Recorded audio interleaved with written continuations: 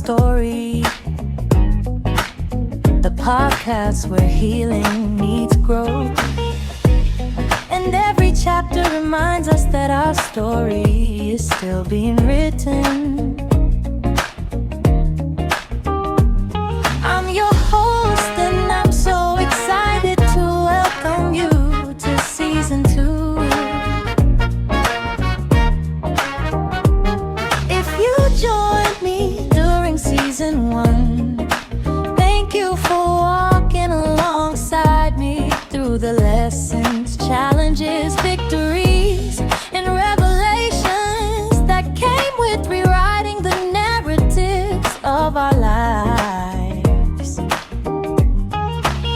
We explored what it means to heal, to let go, and to embrace the possibility of a new beginning. But this season is different. We've been doing the work and still doing the work. So season 2 is all about that growth. It's about recognizing how far we've come, even when the progress wasn't always obvious. It's about celebrating the small victories, embracing the lessons hidden in the setbacks, and understanding that becoming the best version of ourselves is a journey, not a destination. Together we'll have honest conversations about personal enlightenment, self-discovery, faith, resilience, purpose, and the courage to continue growing when life challenges us. We'll explore practical ways to move forward while also taking time to reflect on the progress we've already made. My hope is that as you listen, you'll begin to see your own growth more clearly. You'll recognize the strength you've gained, the obstacles you've overcome, and the person you're becoming. Sometimes we're so focused on where we're trying to go that we forget to honor how far we've already traveled.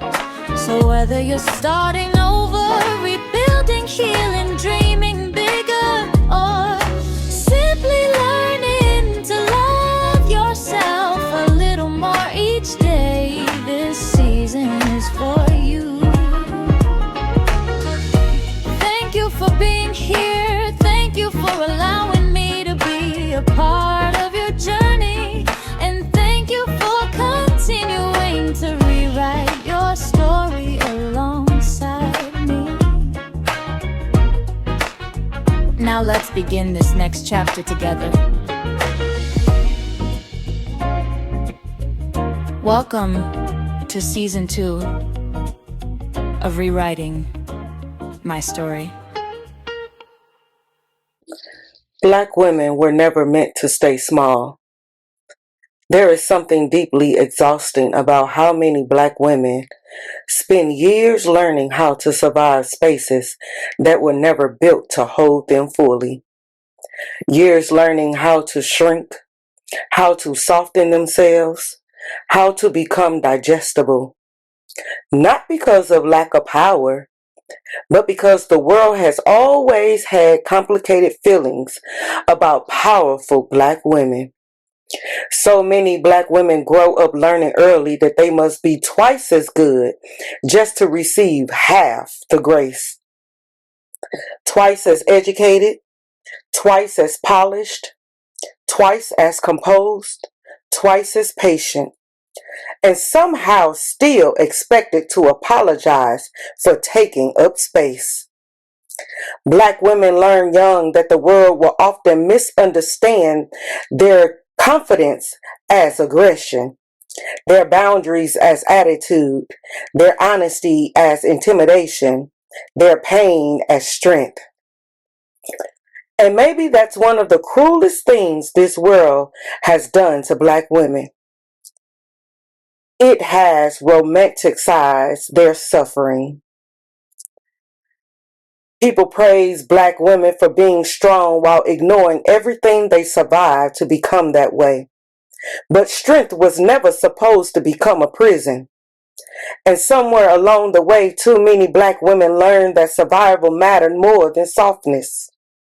So they became caretakers, fixers, builders, protectors, holding families together, holding communities together, holding relationships together, holding everybody except themselves. And the tragedy is that many black women have been taught to wear exhaustion like honor, to wear silence like maturity, to wear sacrifice like identity, to keep showing up, keep giving, keep caring, keep enduring, even when nobody asks, who carries you?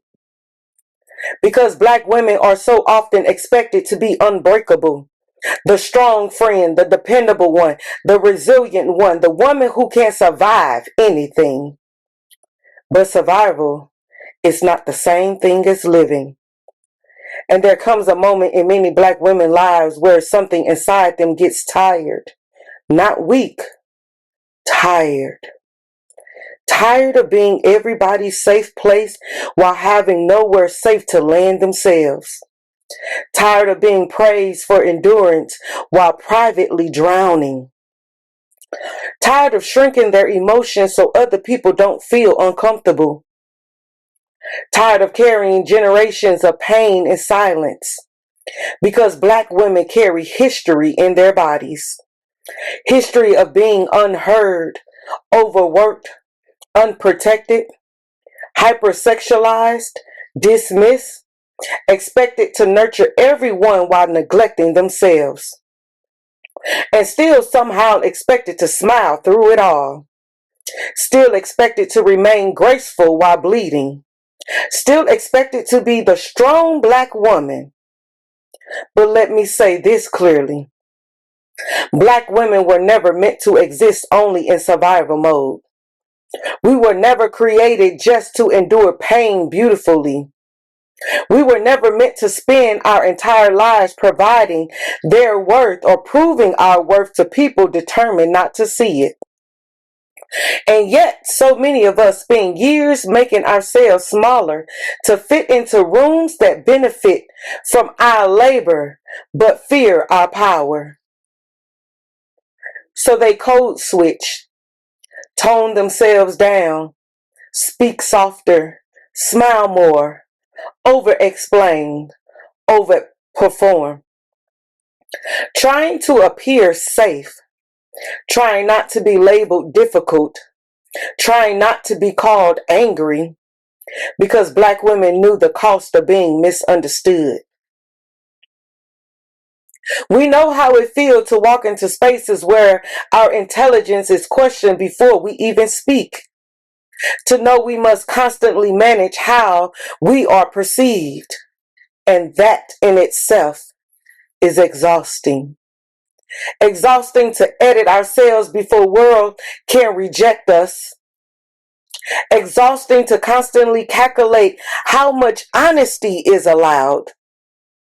Exhausting to carry brilliance while pretending not to intimidate people. But there comes a moment when we as black women begin to remember ourselves. And that kind of awakening is powerful. Because once a black woman stops apologizing for her presence, there is no putting her back into silence. We stop asking, how do I make people comfortable? And start asking, why have I spent my whole life making myself uncomfortable for everybody else? That question changes everything. Because healing shifts a black woman's posture. She's no longer bends herself into exhaustion trying to earn love. She no longer confuses self-sacrifice with virtue. She no longer believed that suffering quietly makes her more valuable. She begins to reclaim softness, rest, joy, boundaries, pleasure, peace. Things Black women have historically been denied. And there is something revolutionary about a Black woman choosing herself in a world that taught her everybody else should come first. There is something revolutionary about a Black woman resting without guilt, about her saying no without explanation, about her speaking directly without apologizing for her tone, about her existing fully without performing survival for people.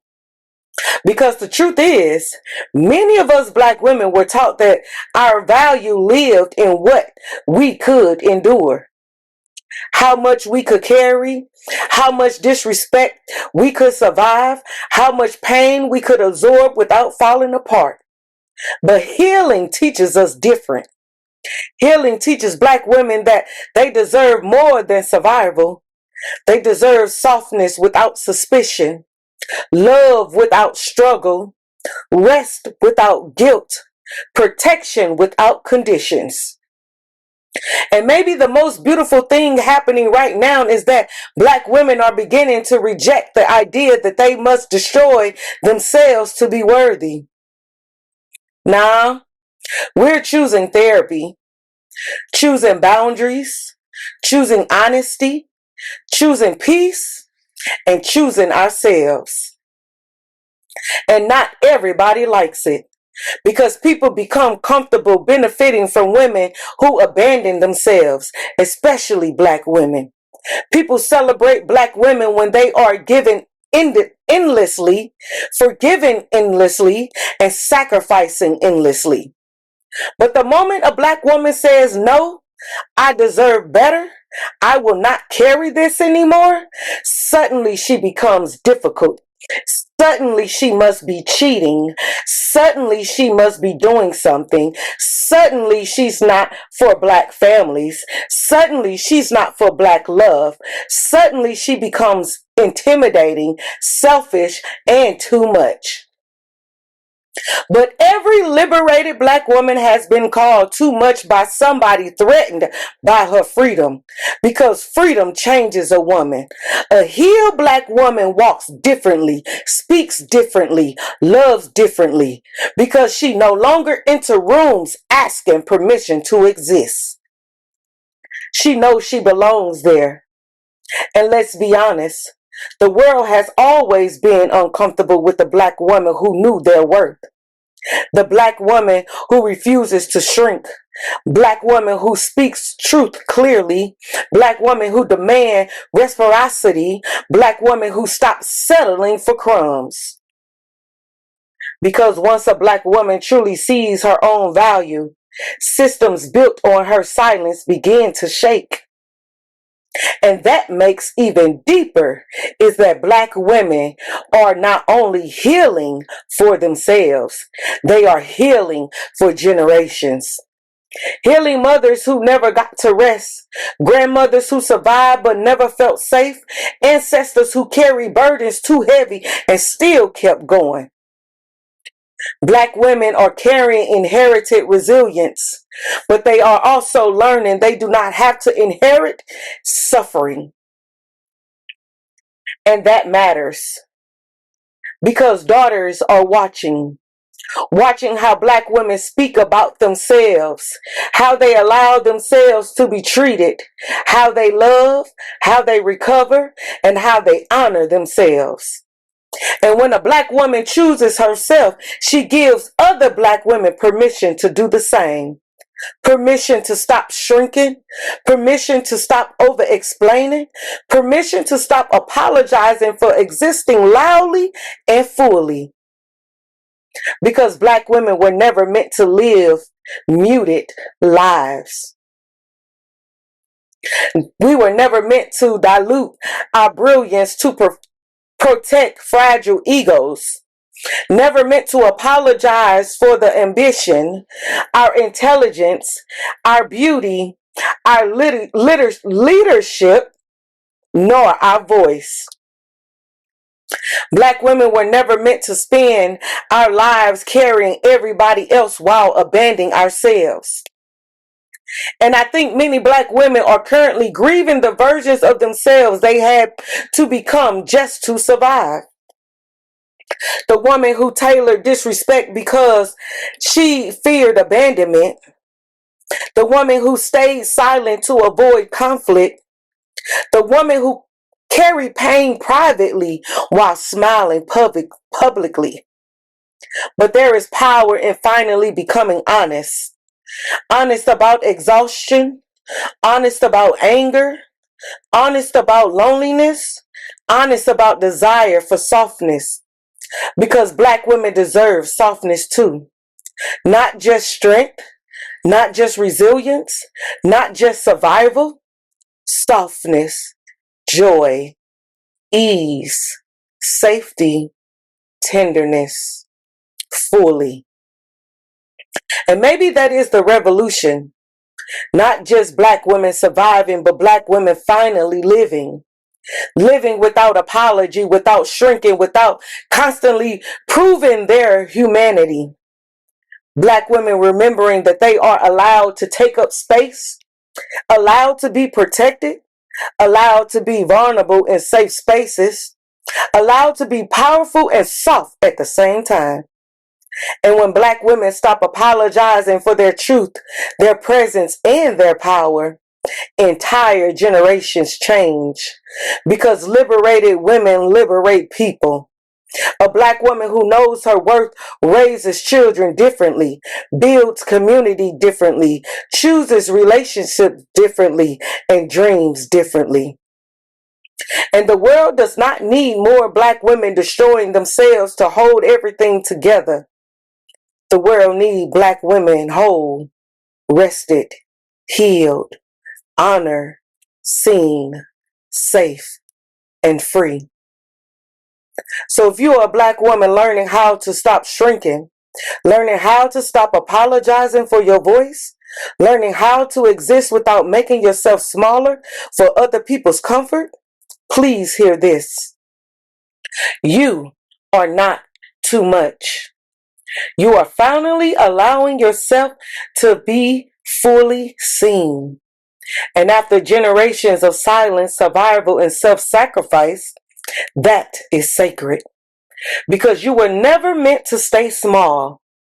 You were never meant to disappear inside your own life. Your voice matters.